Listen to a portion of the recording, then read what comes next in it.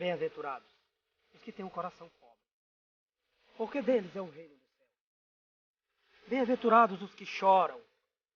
A voz daquele homem é tão serena. Ele está proferindo mensagens de moral e conduta. Porque verão a Deus. Vós sois o sal da terra. Se o sal perde o sabor, com que lhe será restituído o sabor? Para nada mais serve, senão para ser lançado fora e ser calcado pelos homens. Vós sois a luz do mundo. Não se acende uma luz para colocá-la debaixo do alqueire, mas sim para colocá-la sob o candeeiro, a fim de que brilhe a todos os que estão em casa. Assim brilhe a vossa luz diante dos homens, para que vejam as vossas boas obras e glorifique o vosso Pai, que estais nos céus. Ático. Quem é? Ele é a forma como o livro sagrado se refere àquele cujos seguidores consideram o Messias. O comandante Quinto quer que vocês pesquisem o gênero textual chamado biografia. Por causa de mim. Alegrai-vos e exultai, porque será grande a vossa recompensa nos céus. Pois assim perseguiram os profetas que vieram antes de vós.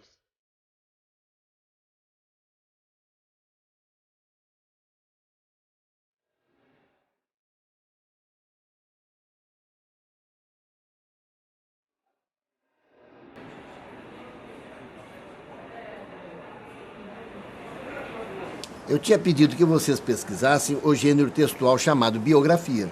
O que vocês conseguiram? Bem, vamos começar pela definição. Biografia vem de bios, vida, e graphen, escrever. Portanto, é um gênero literário em que o autor narra a história de vida de uma ou de várias pessoas. Descobrimos também que no Brasil o gênero é bastante popular, não só com biografias de brasileiros, mas de estrangeiros também. Bem, as pessoas têm uma grande curiosidade de saber sobre a vida das pessoas famosas. Principalmente com o avanço da mídia. Lembram-se o que aprendemos sobre a sociedade pós-moderna? Que a felicidade individual se sobrepõe à felicidade coletiva? Como as pessoas passaram a desejar a fama e que um dia todos teriam seus 15 minutos de fama? Nos arquivos do nosso computador, consta que até poucos anos só se escreviam biografias de pessoas muito famosas. Eram grandes generais, aventureiros, inventores, santos, reis e rainhas e heróis nacionais. Que tal vocês tentarem descobrir como é feita a construção da textualidade nesse gênero literário que é a biografia? Bem, não será difícil descobrir, porque esse tipo de literatura faz tanto sucesso. Vamos tornar essa missão mais interessante ainda. Encontre alguém para ser biografado. Boa sorte, garotos!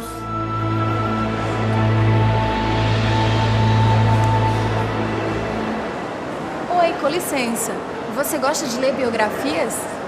Eu não costumo, mas como eu estudo moda, estou querendo ler a biografia de Coco Chanel. Coco Chanel.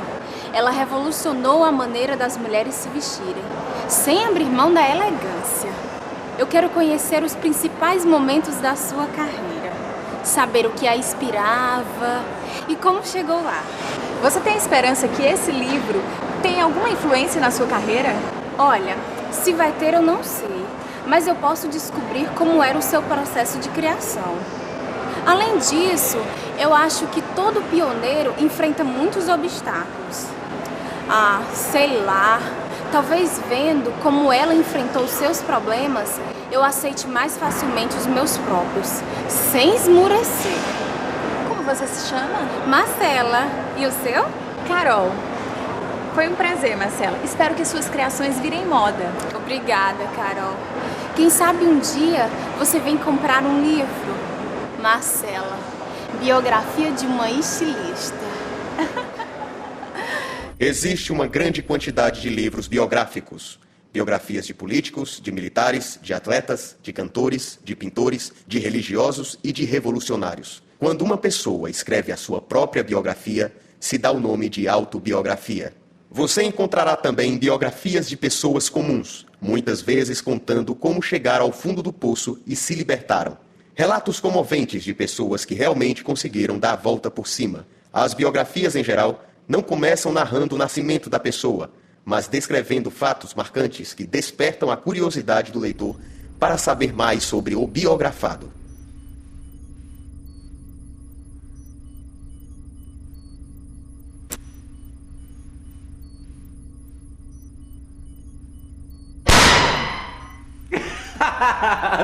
Não fez a mínima diferença.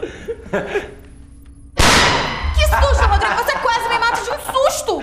Desculpe, eu escreveria na minha autobiografia um capítulo assim: o dia em que a gatinha quase morreu de emoção a encontrar um gatão. Já na minha autobiografia, eu não sujaria com a presença de um bobão. Boa notícia, pessoal. Já descobri quem vai ser o nosso biografado. Quem? Ricardo Guilherme Ferreira dos Santos. Ator, dramaturgo, professor, historiador de teatro. Ele é completo. É o convidado especial para celebrar o aniversário de 100 anos do Teatro José de Alencar. Em 1987, a Unesco, Organização das Nações Unidas para a Educação, a Ciência e a Cultura, premiou o ator e dramaturgo cearense Ricardo Guilherme pela peça Frei Tito, Vida, Paixão e Morte. A peça retratava a vida do frade beneditino Frei Tito de Alencar, que foi preso pela ditadura militar, torturado e, após o exílio, suicidou-se na França. Ricardo Guilherme considera que a influência de Frei Tito em sua vida se divide em 3 atos. Em 1970, com 14 anos, viaja ao Rio de Janeiro e São Paulo, sob os cuidados de uma vizinha amiga de sua família e irmã do Frei Tito.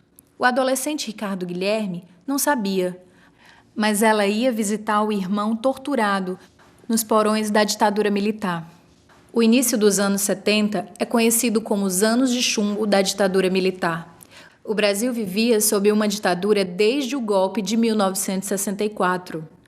Com os meios de comunicação sob censura e uma vasta propaganda dizendo que tudo no Brasil era uma maravilha.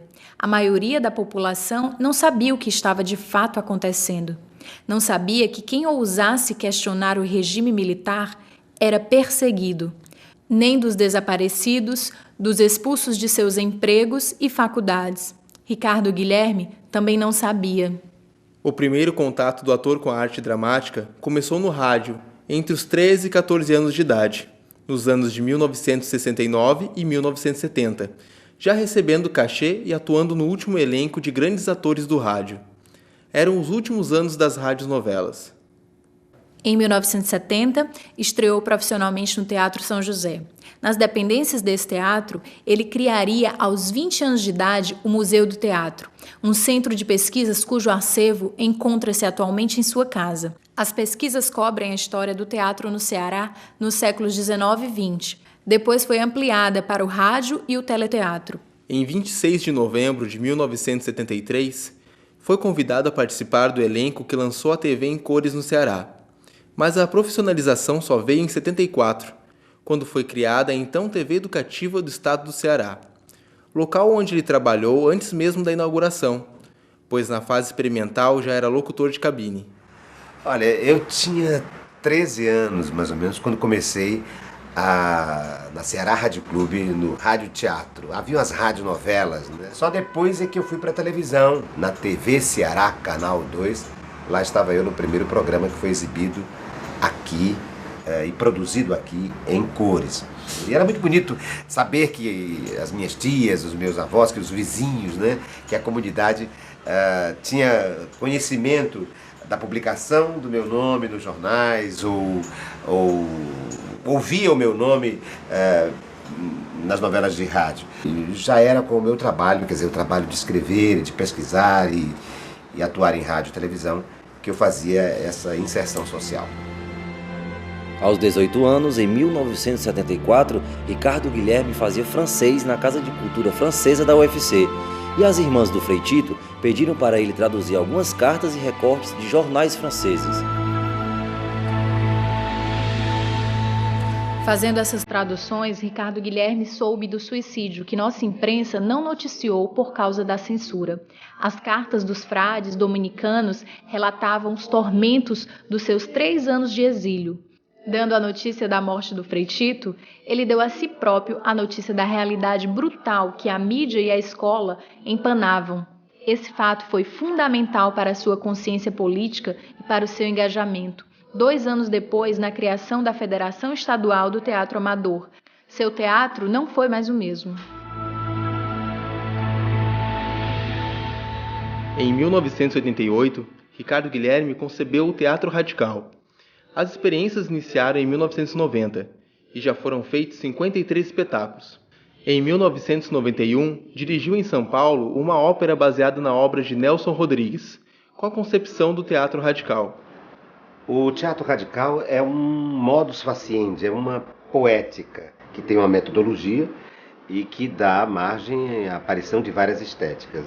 O que importa é a radicalidade da arte específica do trabalho do ator e não do espetáculo, digamos, multimídia.